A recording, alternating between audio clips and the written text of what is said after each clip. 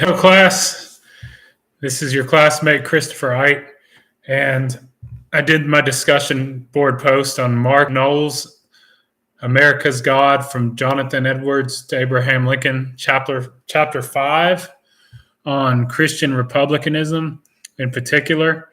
So this topic is really interesting because it shows how the American Revolution grew out of these Protestant Christian ideals expressed during the Great Awakening by George Whitefield, Jonathan Edwards, and Gilbert Tennant, based on the bondage that salvation frees people from in sin, and how we're bonded because we're slaves to sin, and how getting away from sin and guilt can give us liberty and allow us to glorify God by utilizing the gifts that He's given us to become better human beings and contribute to society. And they parallel it with the British monarchy and the Anglican Church, and how the Anglican Church is controlling. And they use the same thing with Roman Catholics, how the monarch and the papacy, the great whore of Babylon, as Luther would call them, is controlling people and is very legalistic. And that's what some of the ideals of the Protestant Reformation kind of got us out of. And so, especially during the Great Awakening, Gilbert Tennant preached about everlasting liberty from bondage and servitude.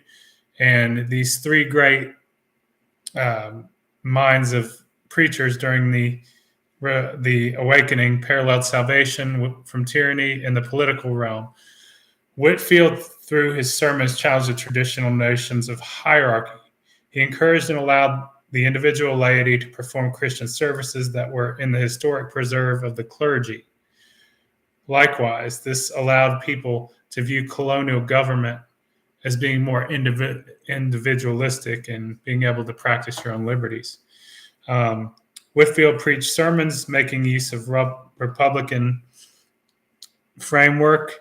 Whitefield preached against the Catholic Church, and throughout his career remained primarily a preacher of spiritual liberty.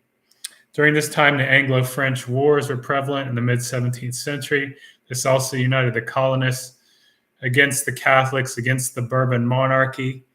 They both viewed those institutions as controlling, and this furthered the call for liberty. The new movement was called the Real Whig ideology. There's a lot of anti-Catholic theology during this time. And Samuel Davies of Virginia, who was a Presbyterian, not a Presbyterian, but he preached anti-Catholic fervor. The Presbyterian was Jacob Green, who later on would put Christian republicanism in use to criticize the bondage of slavery from ideals learned in the Revolution. In another source I used on the Jerry Falwell Library, it's called "According to Unconnected Whigs Address to the Public." Upon the present Civil War, the state of public affairs, and the real cause of national calamities, by J. Kersley. He was a British guy commenting on what was going on in the Revolution, and he said the king demanded loyalty to his subjects as the Anglican faith demands a hierarchy. So he was against the colonists rebelling. Also, Mark A. Noll, in another work of his, I use this source, A History of Christianity in the U.S. and Canada. He affirmed the principles of political liberty, Republican and democratic opportunity embraced in revolution as more widespread. And he highlighted trusting God to use one's talents to the fullest. And he reiterated these what the people in the Great Awakening preached, carried on to the Revolution. And I'm done.